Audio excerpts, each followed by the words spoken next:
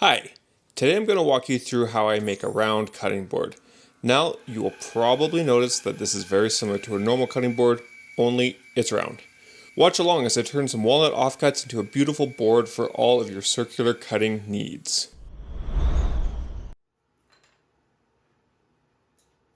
This is a pretty simple board to lay out, given its size and the fact that I'm only using 2 large chunks of walnut. But a bit of attention to detail here goes a long way. I'm using those 2 chunks of walnut that I have left over from a previous project and a strip of cherry that I was saving for a board like this. There's a tiny bit of sapwood on the edge of one of the walnut pieces that I don't want included in the middle of the board, so it's important that I put that on the outside so it can be excluded from the final shape and size. Additionally, there is some nice figure that I want to keep and make a focal point on the top of the board. I test here quickly to make sure that one of the faces is flat on each piece so that I can feed it through the planer. If neither face was flat, I'd have to use my jointing sled and shim it up. I got lucky here, so no need for that.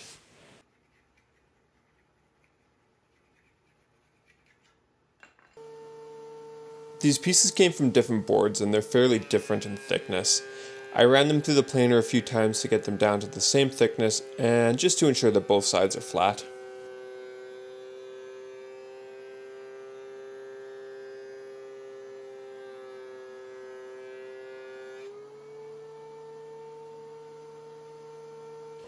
If you've watched my videos before, you might notice some new tools in my shop.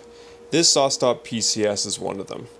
While I do stand by the fact that the CTS is an amazing little saw, you can't really argue with a massive flat cast iron slab. My wife and I are remodeling our kitchen, and part of the deal with me building the cabinets for it is that I get to buy this saw. This cutting board is my first real trial run, and so far I'll say that I'm impressed. What I'm doing here is getting flat jointed edges on all of the pieces to ensure that I get nice tight glue joints. I find that cutting one board with the face side up and the other with the face side down helps to eliminate any potential deviation from 90 degrees, ensuring that the joints are super tight.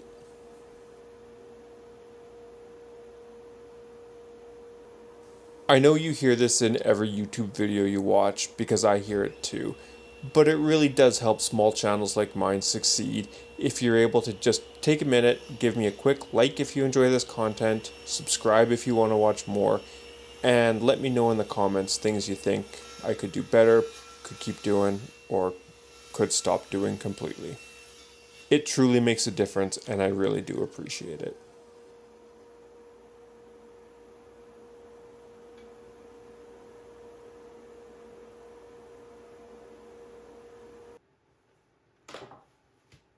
Now that I have everything ready to go, it's time to glue it up. I have a pretty good idea of where I want the cherry strip in the final board, so I glue it in between the 2 chunks of walnut. I can finalize the placement after the glue is dry when I cut out the circle.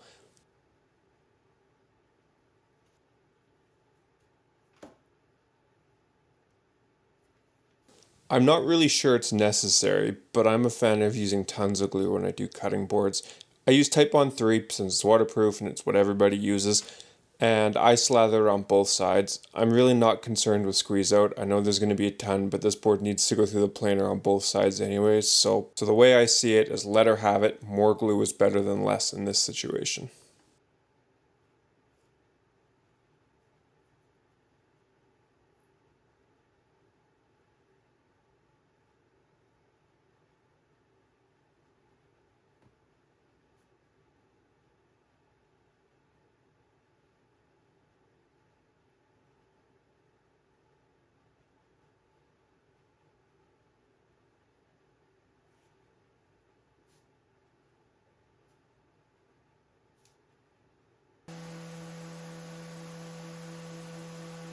I have to sand the bottom of the board flat after the glue dries so I have a flat, smooth surface to run through the planer. I guess this is one downside to all that glue. You do have to remove it to get it flat. I don't have a jointer, and if I did, I'm sure it wouldn't be one that I could run this 15-inch piece through, so this is my best option. I think maybe a card scraper would work better, but I don't have one. I don't really love sharpening things, but maybe I'll add it to my one-day tool list.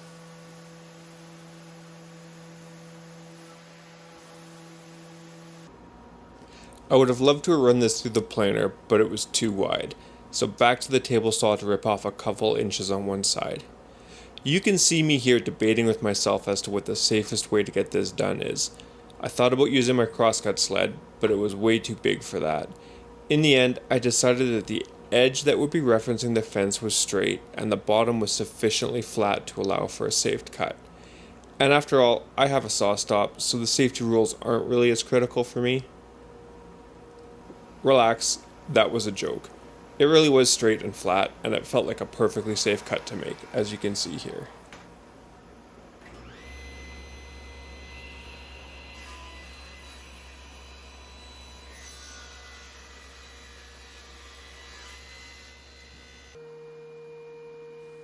Now I bring the board down to its final thickness. A few more passes through the planer, trying to take an even amount off both sides. I stop a few times to ensure that the board is flat. If there was any noticeable wobble to it, I'd have to break out my planer sled and shim it up. I find that it's critical to a functional board to ensure that it is perfectly flat. This is the stage where that happens. I don't really like using the rubber feet that you can screw on. I prefer to get it right here.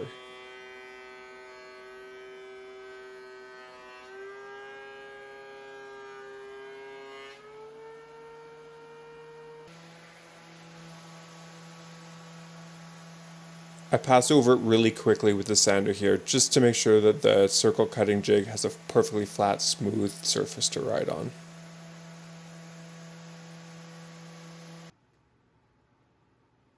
I use a ruler to help lay out where to glue the jig. I just want to make sure that I have at least 6 inches from the center to any edge and that the key aspects of the piece are maintained in the circle.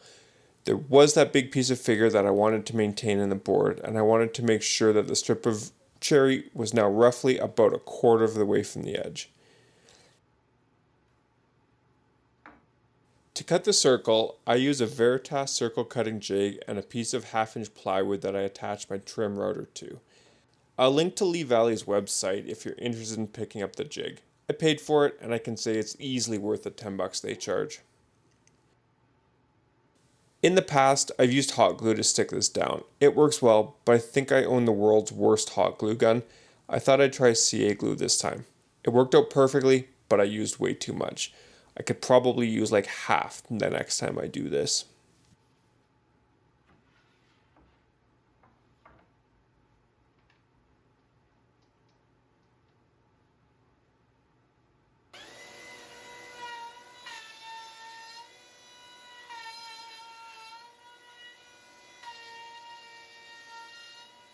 When I've cut circles in the past, I've cut all the way through with the router. I've heard that this can be problematic, that the router can bounce around, that you can screw up the edge. I've never had an issue. But given the thickness of this board, I was a bit nervous this time, so I took a few passes down with the router to get a good reference edge for a template bit in a few steps.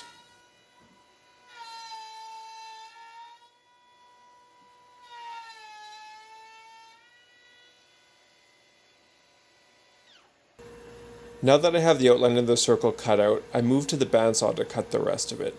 I've cut out shapes traced from templates on the bandsaw before, but for some reason I found this a bit tricky to stay an even distance from the finished face on the circle. I went slow and managed not to screw it up.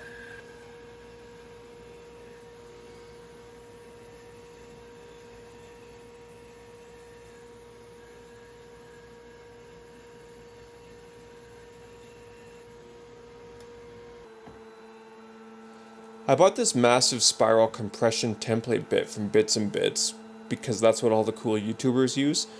They probably get it for free to entice suckers like me to fork over nearly $300 for it. But, oh well. It honestly does work very good.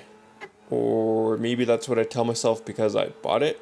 I don't know. I guess you'll have to get one and try it out for yourself. Anyway, I appear to have forgotten how to use a router table here.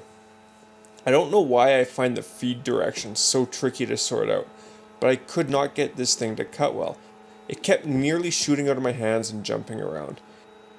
Eventually I figured out that I was trying to feed it backwards doing a climb cut. At that point, I rotated the circle in the correct direction and everything went swimmingly. No drama, no tear out, just a nice smooth cut. Maybe the bit does work?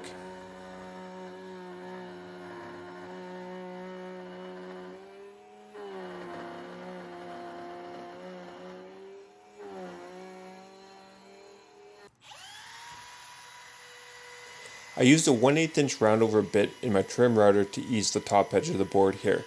Nothing special, just a quick trip around the circle.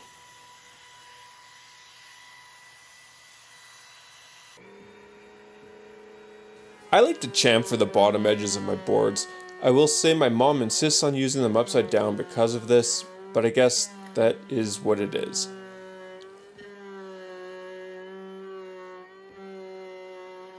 I find a medium-sized chamfer gives you something to grab onto when you pick up the board with one hand and gives it a bit of a cool, floating over the counter look. Here I'm using a 1/2 inch chamfer bit, not quite set up all the way. I think I should have done this in 2 passes as I got a bit of tear out. Luckily it wasn't that bad and I was able to sand it out.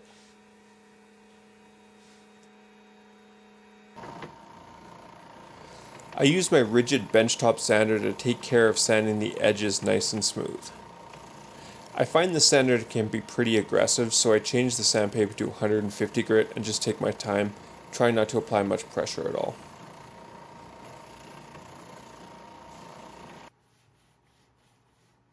Finally, I went through all the edges by hand and made sure everything was nice and smooth and it looked great.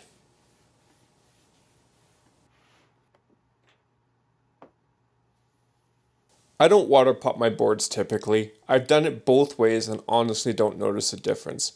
I gave this one a quick wipe down with the natural orange mineral spirit stuff and it was done.